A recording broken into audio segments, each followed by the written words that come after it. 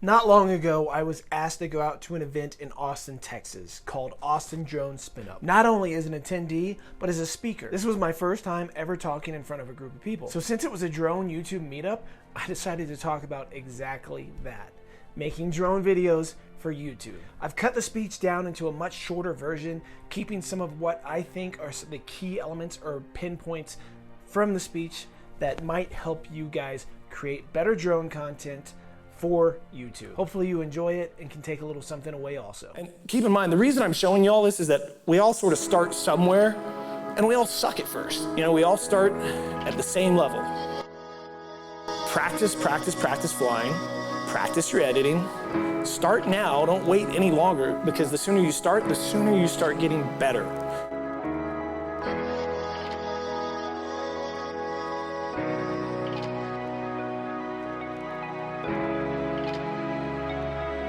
As I said earlier, a good edit can save a bad video, a bad edit can ruin a good video.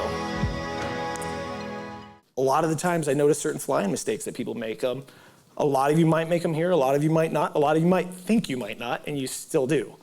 However, I wanted to just pinpoint a few of the ones I see the most. So for those of you who are newer to flying, you can hopefully take a little something home with you from this to help your channel get better engagement. So erratic yaw movement is something that you do with your left. Most of us have our stick set up so it's on the left. And that's gonna really just disorient you and keep you from really focusing on what things are. And it also blurs the screen out, so that's something that a lot of people do that you shouldn't do. You wanna practice getting that yaw smooth.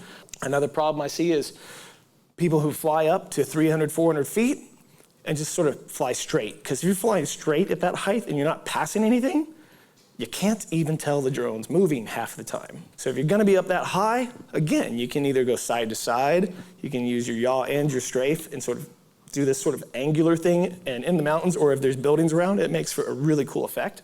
Holding one view too long, just flying up and just sort of sitting there, doing nothing. That obviously would get boring if I just stood here, right? So making your drone video too long, boring your audience. I touched on that earlier, making a 10-minute drone video of you just flying around, looking at, God, who knows what, your neighbors' houses or whatever. Shorten it down, work on the edit, and try and think of engagement. Would you watch it if you didn't know the story behind it? So I went out there on purpose and I filmed all these things that I just talked about so you guys could see what they look like yourselves. And then I have a couple of videos showing how, with some simple changes, how exactly you can change those and make them better by adding a little bit of different type of footage. So these are 3 videos. I'm gonna shut up and let you just watch them. I might talk over it a little bit.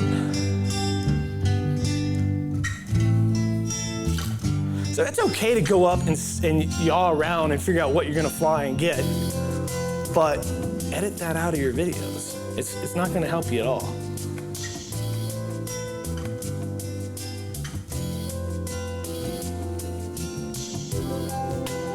As well as now you notice none of these clips are actually changing with the music. If they are, it's a complete accident.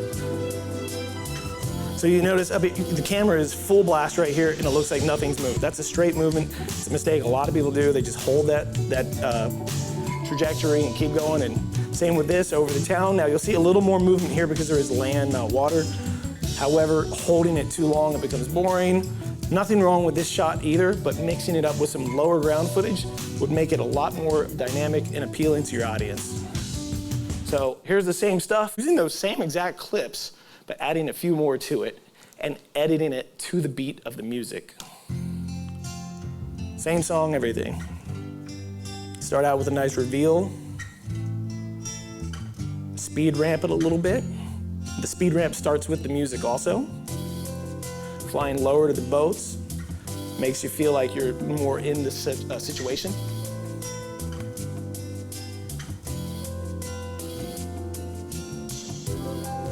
And that right there is the yaw and strafing at the same time trick. Same with that. Notice it's done a lot. If you don't know how to do that, it's a little weird at first, but practice it. There's the overhead shot, just mix it in for a short time. Same thing with the overhead of the buildings. Mix it in with the down shots. So you've got the overhead, you got the down, then you go back to the down. It sort of brings you into the town. You get a vibe that you're there. Same with the top of the boats.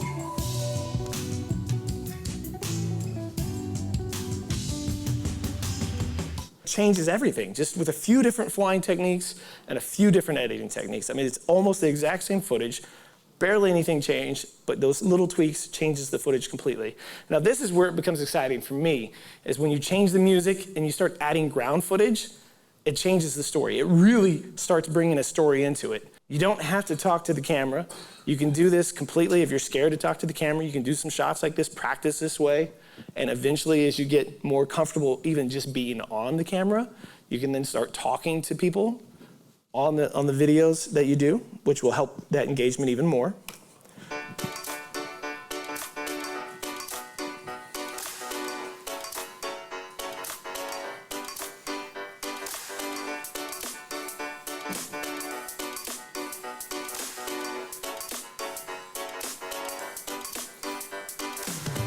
You see how going back and forth between the ground shots to the air shots, it sort of tells the story of what's going on and makes you wonder. Like, I showed this to my girlfriend and she's like, what are you doing? Why are you going downstairs?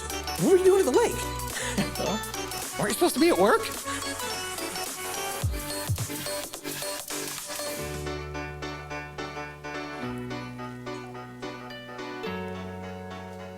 It's a quick little video, and you see how much, like, if you were just watching that, it holds your attention longer than the other stuff. Being in a video is something you don't want to do, you don't have to. Just practice the drone stuff, edit to the clips or to the beat of the music, practice not holding a shot too long unless it's something that has movement in it, it's going to keep your viewer engaged, and go that route for a while. And if you do decide you want to build up your YouTube more, start mixing yourself into it, because it really, really makes a huge difference. Human interaction on videos, huge difference. If you have a channel, make the picture. This is something I fail at, is I have this as the picture on my channel. That should be a picture of myself. You guys should put a picture of yourself. Make sure you can see the white of your eyes, because that human interaction is key to helping grow a subscriber base. So I wanted to show you guys exactly how I edited those clips and how I changed them, but I wasn't sure how any of this worked because this is the first time I've ever done this. So I pre-recorded a video and asked myself to come and help show you guys. This part's gonna be a little awkward for me, so I'm gonna step out of the way while you watch it. Well, and hopefully Sean here will take over and tell you guys how the edit was done. Hello, people of Spin Up. Yeah, I'm glad to help out, man. Let's take a look at this. We're using Final Cut Pro, and we're gonna go over these clips that we just showed you a second ago. Bow. So as you can see here, there's multiple layers. That's because we've already edited all this to save time. I want you to follow along with my little mouse arrow. That green bar, that is the song in the first two clips that you saw. First thing that we did was we imported all our clips into a folder over here on the top left. So in the Zoom, you see there's some songs that I pre-chose. These green things here are all songs. And then we've got the two clips. This first one was Sean. When he went out, he was flying around imitating what he thought was erratic yaw and holding shots too long. One short minute-long song I actually had to cut and sort of splice together to make it have a better ending to continue the song. That's something we can get into. If you want to know more about it, hit Sean up after the event, man. He'll talk your ears off. One of the first things you do is you go through that audio and you find the beat. 1 and a 2 and a 3 and a 4, and you mark it. See the little blue dots? Boom, boom, boom, boom, boom, boom. So once you get all those marked, then you start laying in your drone footage. We didn't want to go to the music on this one because a lot of people, when they're first starting out, they don't go to the music. And if you go to the music, it instantly takes your drone video from here to here. So as you can see, we just flew around, got some different shots, held the high up shots here in the mountains, held the shots up over the mountains here. That's it. Let's go ahead and make those invisible. We hit V, look at that.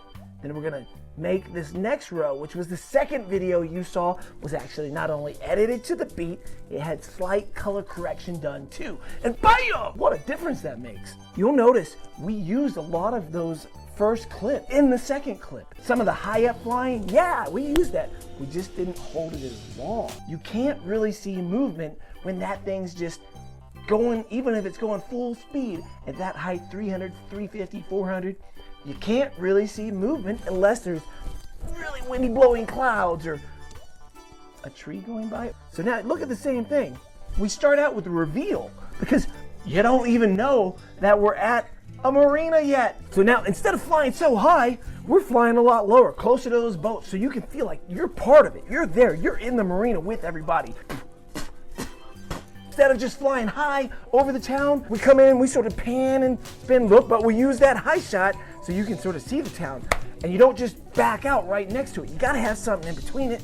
Otherwise, it just looks like you hit reverse on your camera. Thirdly, let's go ahead and look quickly at that last clip where we changed the music. You'll see we used a lot of the clips below it. The layer underneath it where there is nothing, like here, that stuff underneath shows. We changed the song, the music means so much. What I'm hoping you can see is that these same clips, adding just a tiny bit of ground footage now, taken with the Insta360 ONE X and a little bit with the GoPro Hero 7, changes the entire vibe of this video. Look on the audio down at the bottom. Boom, boom, boom. We got those blue markers so we know exactly where we want to cut those clips at. So we start out with that reveal. We got a little upbeat song going. Oh, look, we're walking down somewhere. Hey, there's a guy walking. Hey, he's got the same shirt on as me. Cool dude. Well, I wonder where he's going. Oh, he must be going to go check out some boats. Okay, and here's where we mix in some GoPro footage. Not yet, Insta360, GoPro. Look at that though, just a nice day sitting by the lake. You see how just a little bit of music, a couple of different types of shots, and the entire vibe of the entire clip changes. You now have a story that you've told by using your drone and a couple of cameras on the ground. And that's a story that you might look back on and go, man, I remember that day. What a great day. Sitting there looking out at the lake and the mountains. Or it's just a drone video. Whichever works for you, man. Don't listen to anybody. Don't listen to me. You do what you gotta do. You be you. Thank you, Sean, and thank you, Kelly from Ready Set Drone, for including me in Awesome Drone Spin Up 2019. You guys enjoy the rest of your event. All right, now as hard as that might have been for you guys to watch, I think it was a lot harder for me to stand up here and see you guys watch that. So really what it comes down to is you gotta find what works for you. I can sit up here and preach all day long to you guys about what works for me. Take what I said, take it home with you, think about it, analyze it, find how you can apply it and put that to your own YouTube videos, your own YouTube channels. And thank you very much. All right. So before I go, I do have one thing I want to show everyone because it's been being talked about. It's about a 1 minute clip. Oh, thanks, Kelly, by the way. Oh, hey, look at that guy. All right, so just this last little video. Some of you have seen it already, but this is another way you can use drones.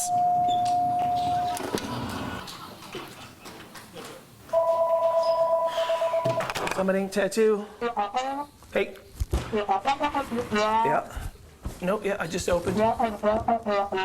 Okay. Yeah, I can do that for you. Yeah. Okay. Okay then. Yep, no problem. I'll get on it. All right, I'll talk to you later. Bye.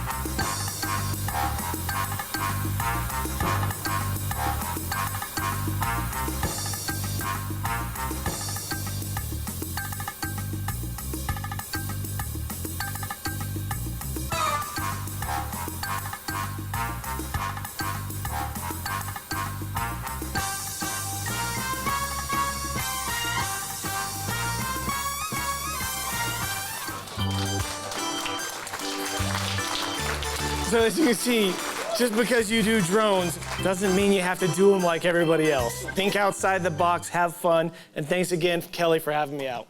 Any questions? Hey, yeah. So I do have a question. I want to just ask about that cool dude. Your brother, was that who was the guy with the hair? Oh yeah, I don't know. It wasn't me though. Because that guy looked good. So who has questions? Anybody? Hear anybody? Oh yeah, we got one right here.